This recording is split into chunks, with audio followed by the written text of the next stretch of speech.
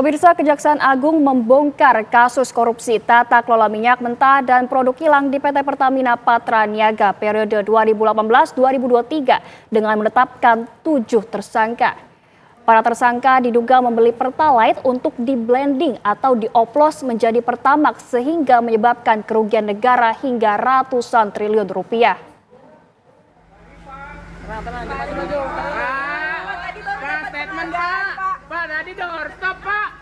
Kejaksaan Agung menetapkan 7 tersangka dalam kasus korupsi tata kelola minyak mentah dan produk kilang periode 2018-2023. Pak, sampai sahur ini, Pak. Direktur Utama PT Pertamina Patraniaga, Rifa Siahaan, Sani Dinar, Direktur Feedstock PT Kilang Pertamina Internasional, Yoki Firnandi, Direktur Utama PT Pertamina International Shipping, Agus Purwono, VP Feedstock Manajemen PT Kilang Pertamina Internasional. Selain itu, ada Muhammad Keri Andrianto Riza, Beneficial Owner PT Navigator Katulistiwa, Dimas Werhaspati, Komisaris PT Navigator Katulistiwa, dan Gading Ramadan, Komisaris PT Jengga Maritim. Penetapan tersangka dilakukan setelah memeriksa saksi, ahli, dan bukti dokumen yang sah. Para tersangka diduga membeli Pertalite untuk di-blending atau dioplos menjadi Pertamax. Hasil oplosan tersebut kemudian dijual dengan harga Pertamax yang mengakibatkan kerugian negara sampai 193,7 triliun rupiah.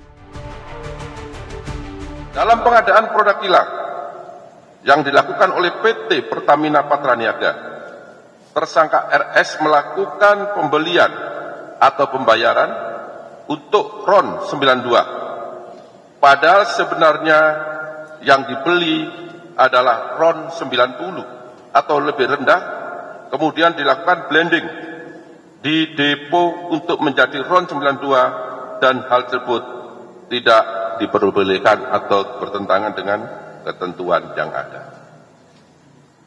Pada saat telah dilakukan pengadaan impor minyak mentah dan impor produk kilang, diperoleh fakta adanya markup kontrak shipping atau pengiriman yang dilakukan oleh tersangka YF selaku Direktur Utama PT Pertamina International Shipping, sehingga negara mengeluarkan fee sebesar 13 sampai dengan 15% secara melawan hukum, sehingga tersangka MKAR mendapatkan keuntungan dari transaksi tersebut. Adanya beberapa perbuatan melawan hukum tersebut telah mengakibatkan adanya kerugian keuangan negara sekitar 197 triliun yang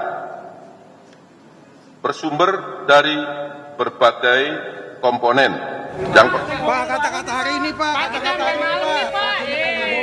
Kata-kata hari ini, Pak. Jaksa Agung ST Burhanuddin menegaskan bahwa para tersangka mencari keuntungan yang tidak halal dan akan terus mengusut hingga tuntas.